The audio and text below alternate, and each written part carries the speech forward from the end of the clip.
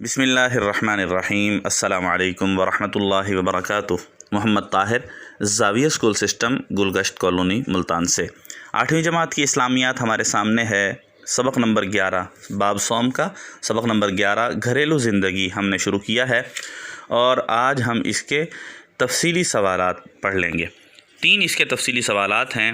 پہلا سوال ہے، نبی اکرم صلی اللہ علیہ وسلم کی گھریلو زندگی کیسی تھی؟ احادیث کی روشنی میں بیان کریں۔ تو پہلے سوال کا جواب دیکھیں، یہ صفحہ نمبر 43 ہے، 43 نمبر صفحہ ہے۔ اس کے اندر جو لانگ کا جواب ہے، دیکھیں، حضور صلی اللہ علیہ وسلم کی گھریلو زندگی۔ یہ پیراگراف یہاں سے شروع ہو کر یہ 4 لائنوں میں ختم ہو جائے گا۔ پہلے لانگ کا جواب 4 لائنوں کے اندر ہے۔ حضور صلی اللہ علیہ وسلم نے زندگی کے باقی شعبوں کی طرح گھریلو معاملات میں بھی ہمارے لیے ایک فقید المثال نمونہ پیش کیا ہے۔ یہاں سے شروع ہوگا، اور تم سب میں سے اپنے اہل و عیال کے لیے اچھا ہوں۔ یہاں تک یہ لانگ 1 کا جواب ہے۔ بس تفصیلی سوال یہ 4 لائنوں کے اندر ختم ہو جائے گا پہلا۔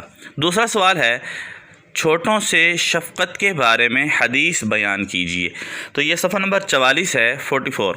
اس کے اوپر آپ دیکھیں گے کہ دوسرا جو پیراگراف ہے، اس صفحے کا دوسرا پیراگراف اس کی دوسری لائن کے آخر میں ہے،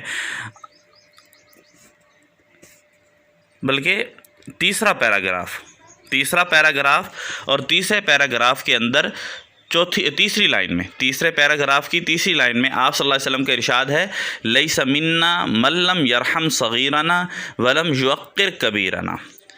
لیس منا من لم یرحم صغیرنا ولم یوقر کبیرنا، اس کا ترجمہ بھی ساتھ شامل کریں گے۔ یہ لانگ 2 ہے، تفصیلی سوال نمبر 2 کا جواب ہے، اور یہ مختصر ہے یہ بھی۔ اور اسی طریقے سے تیسرا جو سوال ہے، گھریلو زندگی کے آداب کی نشاندہی کرتے ہوئے اس کے نظم و ضبط کی اہمیت بیان کریں۔ تو یہ اس سبق کا جو آخری پیراگراف ہے، صفحہ نمبر 45 پر آخری جو پیراگراف ہے، یہ سارا لانگ 3 ہے۔ تو اس کے 3 تفصیلی سوالات ہیں۔ ان 3 تفصیلی سوالات کے جو نشانات ہیں جواب کے، میں نے آپ کو بتا دیے ہیں۔ اپنی کتاب پر ان کو نشانات لگا بھی لیں، اور پھر ان تینوں سوالات کے جوابات کو آپ نے یاد کرنا ہے، اچھے طریقے سے یاد کرنا ہے۔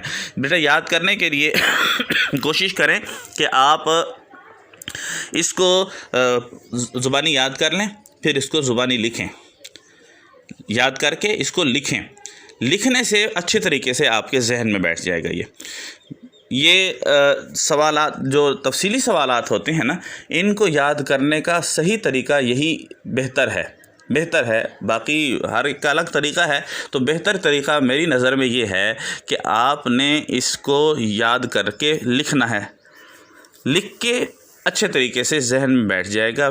پھر جو آپ اس کو ملا لیں گے اپنی کتاب کے ساتھ، جو غلطیاں ہوں گی پھر وہ مزید بہتر ہو جائیں گی۔ ٹھیک ہے، اس کو آپ کر لیں گے، پھر مزید اگلی ویڈیو کے ذریعے آپ کو اس کے مختصر سوالات بتائے جائیں گے۔ اللہ حافظ۔ السلام علیکم ورحمۃ اللہ وبرکاتہ۔